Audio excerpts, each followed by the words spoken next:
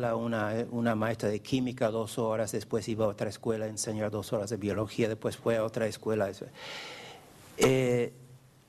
Entonces, eso implica, y le dije a una amiga acá, le dije, pero todavía hay eso de los docentes taxi. Y me dijo que sí, sigue habiendo. Y yo diría que en las escuelas medias, eso es una cosa estructural que tiene que cambiar, que el docente tiene que ser en el plantel de tiempo completo. Y tiene que ser así porque los chicos tienen necesidades no solo cognitivos, no es solamente caer a dar álgebra, química e irse, ¿no? Hay que estar ahí, porque los chicos tienen necesidades socioemocionales también, necesitan relaciones. Sabemos en la teoría de capital social que los docentes son agentes institucionales importantes para los chicos pobres, porque es el único contacto que tienen con redes sociales fuera de su mundo, apoyo socioemocional. Justo en la adolescencia las escuelas tienen docentes que están ahí, se van, no pueden desarrollar una relación con los alumnos, y para el director tampoco puede tener reuniones, no puede tener capacitación profesional porque los docentes no están ahí todo el tiempo. Entonces, para eso sería un buen comienzo. Yo creo que eliminar ese sentido del docente viajando de escuela en escuela. Gracias. Pero yo sé que debe haber cierta micropolítica que lo mantiene en lugar. No sé si lo prefieren así los docentes porque tal vez ganan más. Incluso lo que yo encontré en mi escuela es que algunos hasta planean sus ausencias. Pero hice unas etnografías en escuelas prepas populares en Puebla y pasé mucho tiempo en las prepas populares de zonas de bajo ingreso. Hace 20 años de eso, ¿no? Pero en un día puede ser que de 7 clases llegan dos docentes. O sea, los alumnos tenían horas libres, mucho tiempo. Y eso creo que es inaceptable si el sistema va a crear una capacidad en las escuelas medias. Bueno. Hablamos un poco de la gobernanza. Aquí la gobernanza me refiero a la gobernanza al nivel escolar, o sea, de la escuela. En el estado de bienestar fue una gobernanza bastante jerárquica. El estado neoliberal se habla mucho de el liderazgo distribuido, la distribución de la gestión escolar. Eso viene de un concepto de los negocios, otra vez los círculos de calidad, ¿no? La idea japonesa de que los trabajadores pueden tener esos círculos de calidad porque el trabajador sabe mejor cómo hacer el trabajo en las líneas de asamblea, pero en muchos casos al mismo tiempo que son consultados ahí, sus sueldos están rebajados, sus beneficios cortados, sus trabajos mandados a otro país, etcétera. Entonces, a veces era una forma de manipulación ese tipo de devolución de responsabilidades, cuando en realidad la distribución de poder iba para arriba en educación en cuanto a los exámenes y las presiones arriba sobre el docente. Hubo intentos durante la segunda y tercera vía de abrir espacios en las escuelas para el tipo de reflexión que promueve Maurice y otros. Yo mismo trabajo mucho la investigación acción y la reflexión docente. Hubo intentos de abrir espacios para ese tipo de reflexión. Pero lo que pasa es que si las presiones de arriba y los exámenes y todo eso son muy fuertes, esos espacios empiezan a ser dedicados no a un proceso auténtico de indagación docente, sino de cómo alzamos los resultados de los exámenes, o sea, estrategias para los exámenes. Y hoy en día con el nuevo currículum que se llama el Common Core, el currículum común, porque estamos un poco nacionalizando ahora el currículum, esos espacios están usados para crear unidades de acuerdo con el nuevo currículum.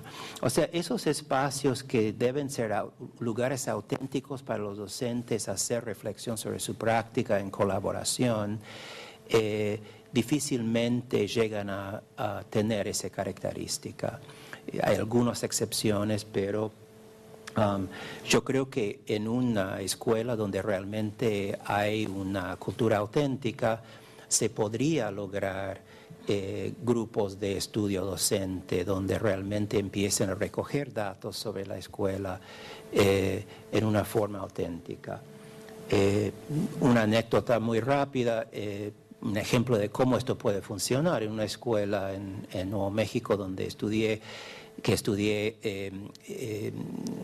los docentes estaban convencidos de que el bajo nivel del rendimiento era porque muchas de las chicas, porque era una escuela para chicas embarazadas y que ya tenían bebé, eran de que los chicos no asistían a las clases suficientes. Entonces decían, bueno, si todos asistían, habría mejor rendimiento, pero lo que pasa es que como tienen bebés, etcétera, no asisten a clase o lo sacan para ir con el bebé o con la trabajadora social, etcétera. Entonces decidieron recoger datos sobre los resultados de los chicos que asistían a clases y los que no, desagregaban las dos. Eso un poco por la instigación del director también, ¿no? ¿Sabe lo que encontraron? Que en realidad no había diferencia entre los que asistían a clase y los que no asistían a clase. Entonces a veces la intuición del docente está mal, está equivocado, o sea, la percepción de cuál es el problema no es necesariamente lo que realmente es el problema. Entonces, utilizando esos datos, esa investigación-acción, los docentes tenían que repensar su teoría de por qué había bajo rendimiento. Entonces tenían que enfrentar el hecho de que no, lo que pasa es que en mi salón tengo que mirar mi práctica y ver por qué aún los que están asistiendo a la clase no están rindiendo. O sea, tiene que haber lugares en las escuelas donde puede haber esas conversaciones, esa indagación, esa reflexión, utilizando datos en la escuela, no los datos solamente de los exámenes, sino datos sobre asistencia, datos sobre el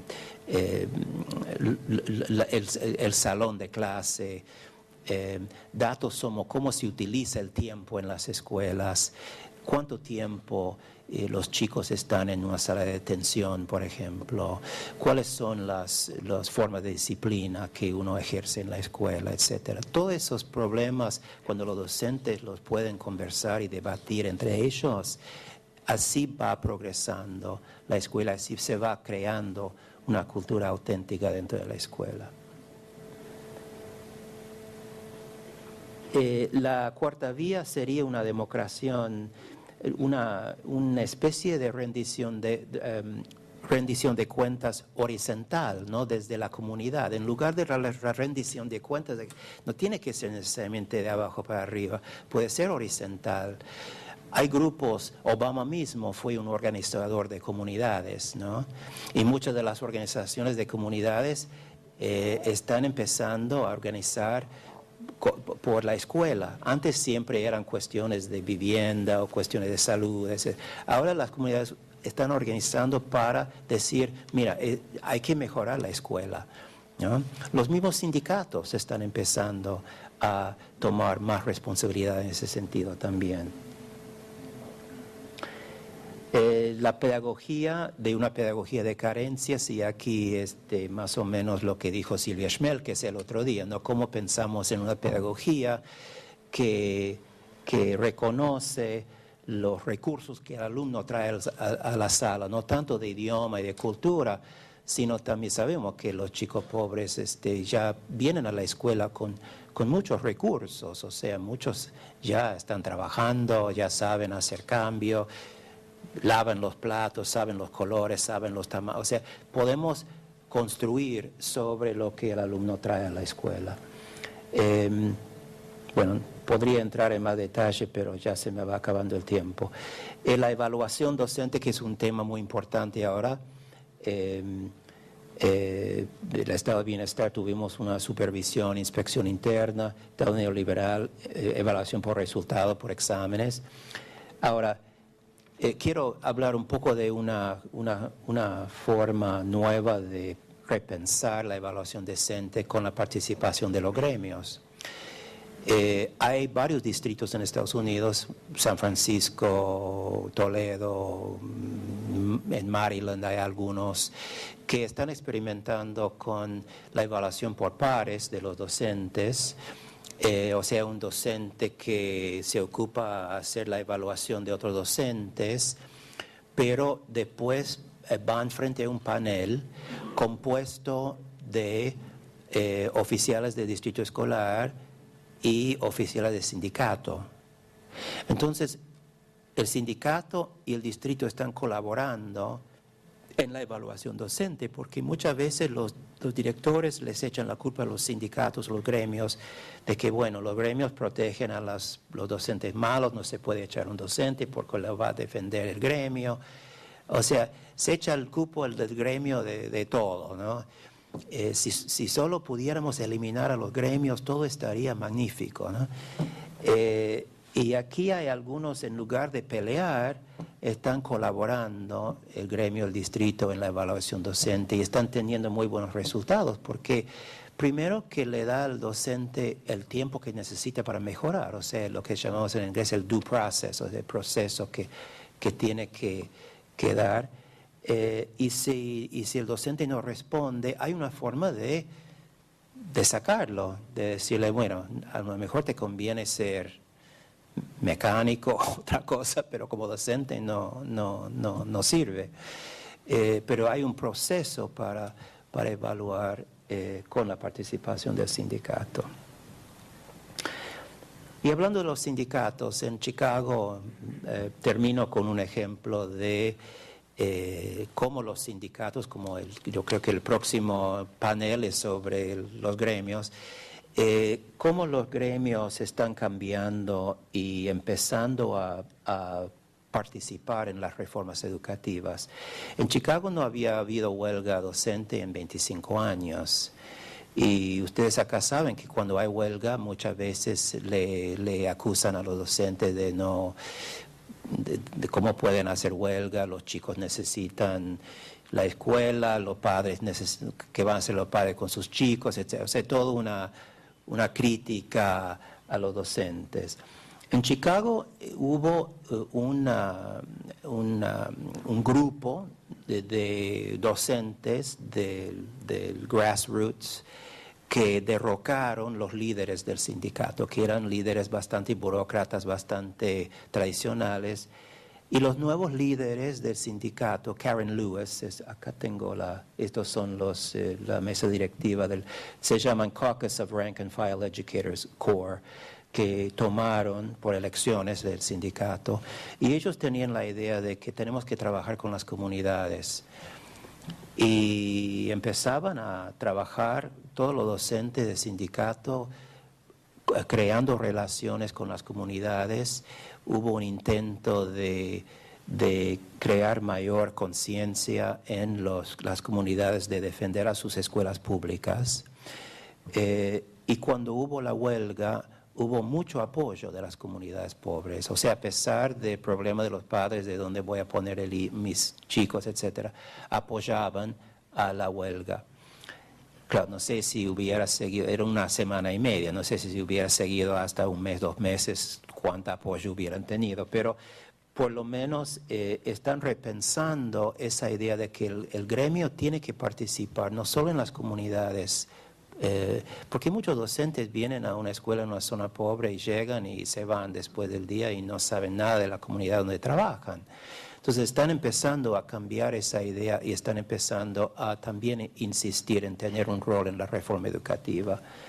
Y lo que realmente ha sido la cosa más importante es eso de la evaluación docente por exámenes. Hay ahora más de 5,000 directores de escuelas y docentes que firmaron una petición al gobernador de Nueva York protestando la evaluación de docentes por exámenes. Y eso es algo nuevo. En Texas pasó lo mismo. En Texas. En Massachusetts una profesora y sus alumnos se negaron a utilizar el piloto de un programa de evaluación docente de Pearson, que es una compañía multinacional que hace las evaluaciones y gana muchísimo dinero y tiene lobbies en Washington. Empezaron un boicot de esa compañía por la evaluación por exámenes. Entonces, los docentes están encontrando su voz en formas muy interesantes. Y yo creo que eso va a implicar unos cambios paradigmáticos, porque lo que están diciendo es que no estamos en contra de rendición de cuentas, estamos ansiosos de ser evaluados. Por favor, evalúanos, pero evalúanos en una forma realmente que respeta nuestro trabajo, ¿no? Rahm Emanuel es el Mauricio Macri de Chicago, es el alcalde. Y esto es una comunidad, dice, save our schools, defend our teachers. Eso es de la comunidad, ¿no? Salva nuestras escuelas, defiende nuestros docentes. O sea, se sienten las comunidades que los docentes son nuestros, públicos, escuelas públicas. Y el lema mucho es salvar la educación pública, porque hay mucho temor a la privatización del sistema, para la privatización, dice ahí. Bueno, ahí termino. Muchas gracias.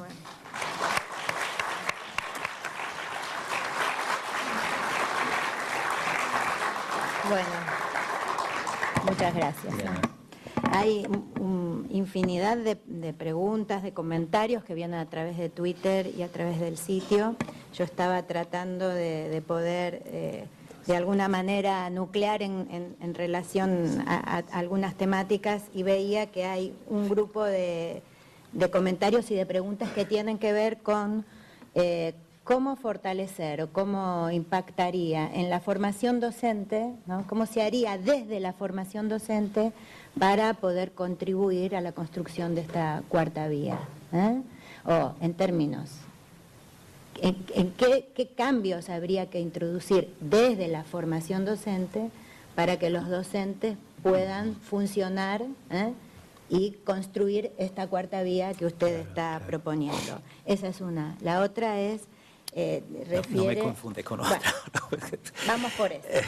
Vamos por eso.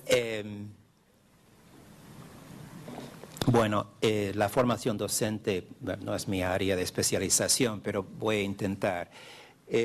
Primero que hay que incluir en la formación docente un análisis de la política educativa para que el docente sepa, tenga un sentido de dónde vienen esas reformas, de cuáles son los actores políticos, cómo pueden participar en las políticas educativas. Y también en la formación docente existe la posibilidad de formar docentes que pueden exigir esos espacios auténticos donde hacer reflexión sobre su práctica. Ese tema de teoría práctica es otra área donde no hemos encontrado un buen balance, como dijo Mauricio y los otros expositores ayer, y le estamos buscando una especie de praxis, ¿no? Una praxis de reflexión sobre la práctica, pero una reflexión informada. Y hay bastantes modelos de ese tipo de reflexión que se puede enseñar en la formación docente durante las prácticas que hacen los docentes. Incluso acá en Argentina hay unas tradiciones de talleres de educadores que desde los años 70, algunos colegas mías como Elena Chili, Graciela Batallán y otros, Rodrigo Vera, desde los 70 estaban trabajando ese tema del docente aprendiendo su docencia a través de diálogo colectivo con otros docentes, tomando un poco el trabajo de Freire, Pichon Rivière, otros, de la idea de cómo se puede construir una docencia más reflexiva, más de praxis, en que ni la práctica ingenua, la experiencia ingenua, ni la teoría sean el enfoque, sino una praxis, una combinación de los dos. Ahí opino un poquito, yo, sí, ¿cómo no? Un poquito. Ahí también habría que, digamos, evitar el riesgo de una reflexión endogámica que no permita ver los propios problemas. Siempre un otro externo también puede facilitar darse cuenta de algunos problemas que desde el propio grupo a veces no es sencillo reconocer, porque están inmersos en una determinada situación, ¿no? Por eso mi ejemplo del rol del director en esa reflexión de los docentes sobre el rendimiento de los chicos, que sí, a veces hay que tener un estímulo de afuera, sí. Pero la ventaja de los talleres es de que los docentes están reflexionando en conjunto, ¿no? Sí, sí. Entonces siempre va a haber otro que... En Estados Unidos tenemos algo parecido que llamamos grupos de amigos críticos, ¿no? Entonces la idea es de que otro docente toma el rol del abogado del diablo, que contradice lo que dice otro, ¿no? O sea, sí, pero es cierto, de alguna manera hay que tener un mecanismo de problematización de la reflexión individual de uno.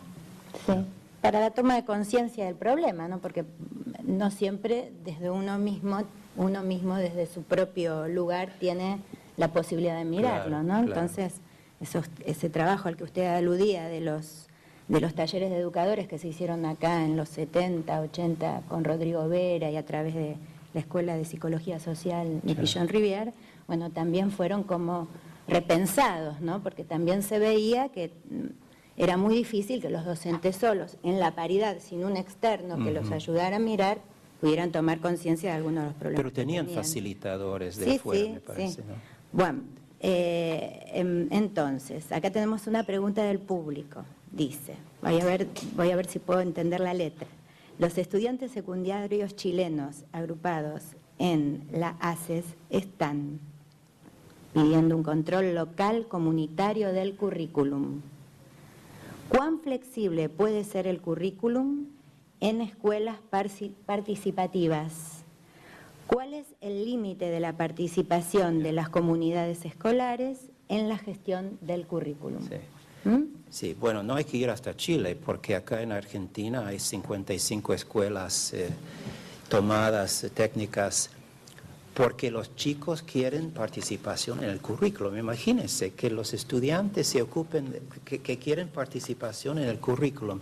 Claro, tengo la impresión de que el nuevo currículum probablemente es mejor que el viejo, ¿no? Pero en realidad, pero el hecho de que los estudiantes están preocupándose por participar, tener una voz en el currículum es muy importante.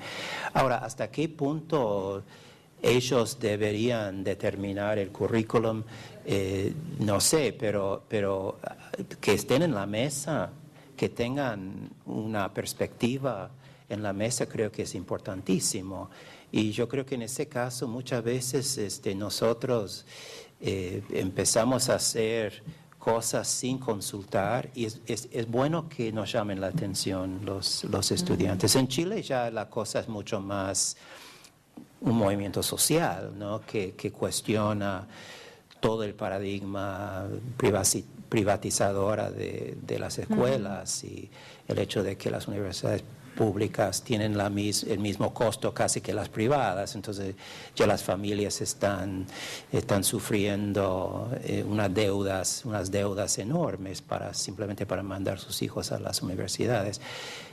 eso ya es a otro nivel, pero sí, la cuestión de la participación es algo que se tiene que formular desde el mismo sitio, en el contexto en que se está haciendo. Bueno, acá hay una pregunta del público, dice, ¿por qué cree que la Argentina va en camino a una profesionalización? Bueno, no creo que sea suficiente sobre la situación de la formación docente acá para opinar sobre eso, ¿no? Bien. ¿Cómo explicar el hecho de que una gran parte... Eso es una pregunta para otro de los paneles, me parece. Sí, bueno, por cómo vio usted de modo promisorio la situación de Argentina, en términos de no haber aplicado las recetas del neoliberalismo de un modo tan taxativo, digamos. Claro, el problema del resistir es que también hay que tener propuesta alternativa, ¿no? Y entonces, por eso, eso de la cuarta vía es un intento de decir, bueno, aquí es la propuesta alternativa.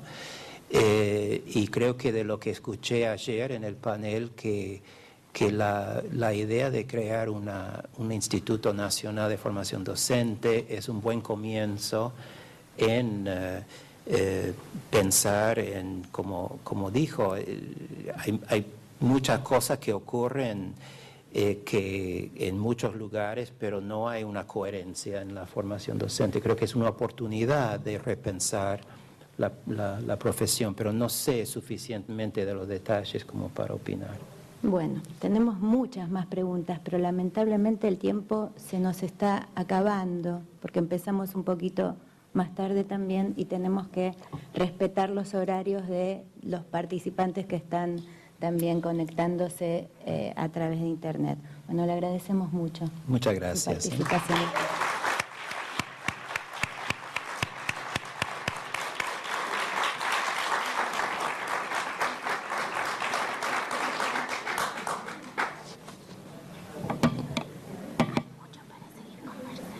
Sí, seguro. Qué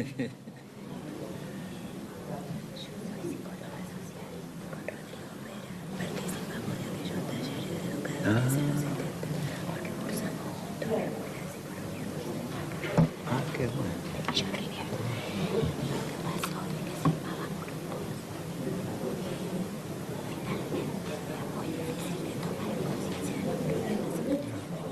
Lo vamos a hablar después.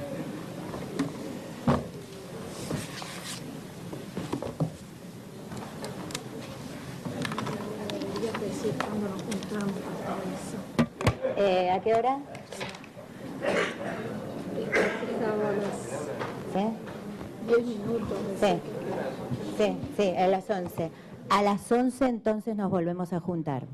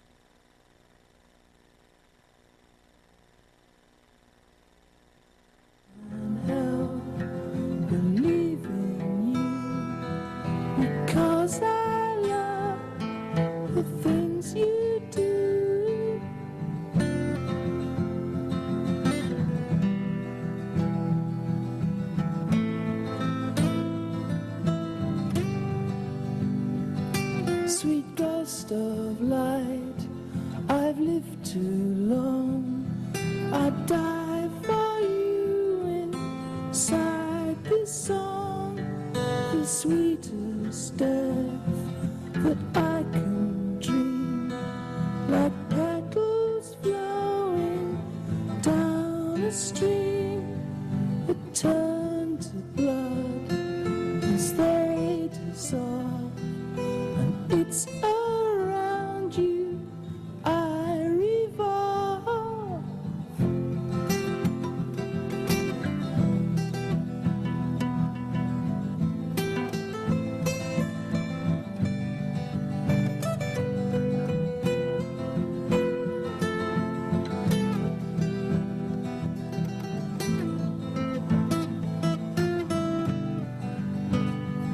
Sweet ghost of light,